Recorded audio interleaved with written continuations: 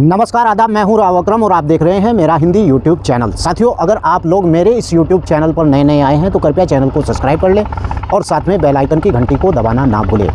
ग्राम पंचायत के अंदर भूमि का पट्टे का निरस्तीकरण कैसे होता है और साथ ही हम बात करेंगे कि आवंटन के निरस्त की समय सीमा क्या होती है, और इसी के साथ हम चर्चा करेंगे आज की इस वीडियो के अंदर कि ग्राम पंचायत की भूमि पर आखिर किसे अधिकार होता है। तो चलिए वीडियो को विस्तार से शुरू करते हैं, लेकिन आप लोग वीडियो को लाइक ज़रूर करें और विस्तार से इस वीडियो को आज आप विस्तार से जानेंगे और आपको बहुत अच्छी जानकारी इस वीडियो के अंदर मिलेगी। तो चलिए शुरू करते हैं। आप सभी लोगों का मेरे इस हिंदी यूट्यूब चैनल के ऊपर स्वागत है। अगर आप लोग नए आए हैं तो कृपया चैनल को सब्सक्राइब कर लें, क्योंकि मैंने इस यूट्यूब चैनल के अंदर बहुत ही ऐसी अच्छी वीडियो बना रखी है जिससे आपको ज़मीन के बारे में सभी प्रकार की जानकारी मिलेगी। तो बात करते हैं पहला टॉपिक कि ग्राम पंचायत की भूमि पर किसका अधिकार होता है। यहाँ पर मैं आपको बता दूं कि गांव की दो खतौनी होती है। एक गांव है लेकिन उसकी दो खतौनी होती है, और एक खतौनी के अंदर उस लोगों का ब्यौरा होता है जो लोग गांव के अंदर जमींदार होते हैं, जिनकी भूमि श्रेणी 1 क के अंदर आती है। इस प्रकार के जितने भी किसान होते हैं उन सभी की भूमि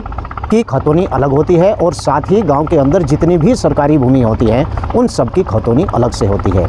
यानी कि प्रथम खतौनी और द्वितीय खतौनी। प्रथम खतौनी के अंदर उन लोगों का नाम होता है जो लोग वहाँ के काश्तकार होते हैं और जिनकी भूमि श्रेणी 1 क के अंदर आती है, और वो प्रथम किसान कहलाए जाते हैं क्योंकि उन्हें श्रेणी 1 क के आधार पर मालिकाना हक मिला हुआ होता है। यहीं दूसरी खतौनी के अंदर जितने भी गाँव के अंदर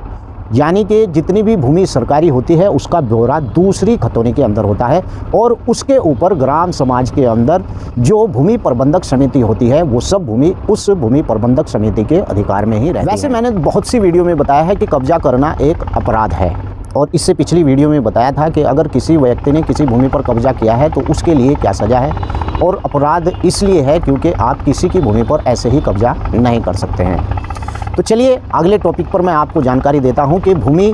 तथा पट्टे के आवंटन का निरस्तीकरण कैसे होता है। यानी कि अगर आपको ग्राम पंचायत के अंदर किसी प्रकार का पट्टा मिला हुआ है और आपकी किसी ने शिकायत कर दी है, तो आप इस वीडियो के माध्यम से जान पाएंगे कि आपका पट्टा निरस्त हो भी सकता है या नहीं हो सकता है। सबसे पहले आपको बता दूं कि उत्तर प्रदेश राजस्व संहिता 2006 की धारा 128 यानी इसके प्रावधानों के अनुसार यदि जाँच पर यानी कि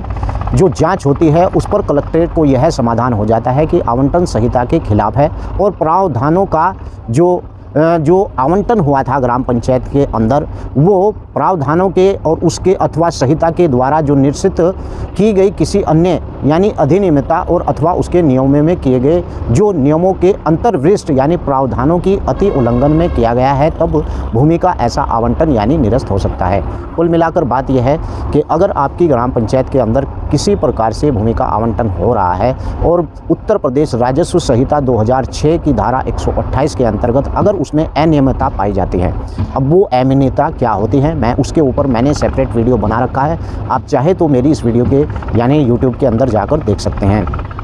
ऐसा व्यक्ति ग्राम पंचायत की उस भूमि के पट्टे में भाग नहीं ले सकता जो ग्राम पंचायत का प्रधान के परिवार का हो या फिर सदस्य के परिवार का हो, या जिस व्यक्ति को पहले भूमि का पट्टा हुआ था उस व्यक्ति को भूमि के पट्टे के आवंटन में शामिल किया जा रहा है, या कोई व्यक्ति सरकारी नौकरी पर है, या कोई व्यक्ति इस प्रकार का है कि उसकी आर्थिक स्थिति अच्छी है और वो गरीबी रेखा से अच्छा ऊपर है, और या फिर ऐसा व्यक्ति जिसके पास 1.26 हेक्टेयर भूमि से ज़्यादा है, तो इस प्रकार के लोग ऐसे आवंटन में भाग नहीं ले सकते। अगर ऐसे आवंटन में भाग लेते हैं तो उसकी शिकायत होती है और कलेक्टर उसकी जांच करता है, और जांच करने के बाद उत्तर प्रदेश राजस्व संहिता की 2006 की धारा 128 के अंतर्गत अगर ऐसे आवंटन में अनियमितताएं पाई जाती हैं तो ऐसे आवंटन को रद्द किया जा सकता है। अब बात करते हैं कि आवंटन की निरस्त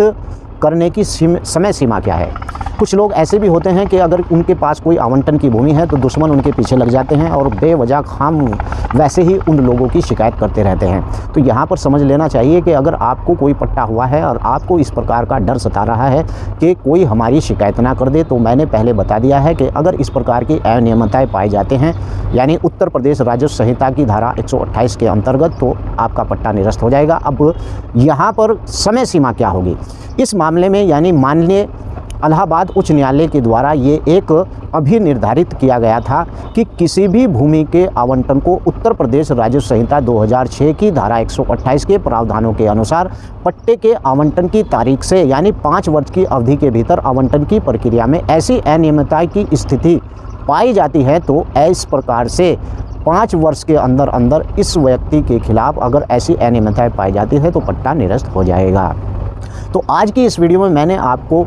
टॉपिक आपके हमेशा काम आने वाला है। ये आज की वीडियो में मैंने आपको खुलकर बताया है कि अगर आपके पास भी इस प्रकार का भूमि का पट्टा है तो उसे बचाने के लिए आपको क्या करना होगा। अगर आपका भी कोई सवाल है तो इस वीडियो के नीचे लिख सकते हैं और आप इस वीडियो को लाइक करें। अगर चैनल पर नए आए हैं तो चैनल को सब्सक्राइब करें। जय हिंद, जय भारत, खुदा हाफिज़।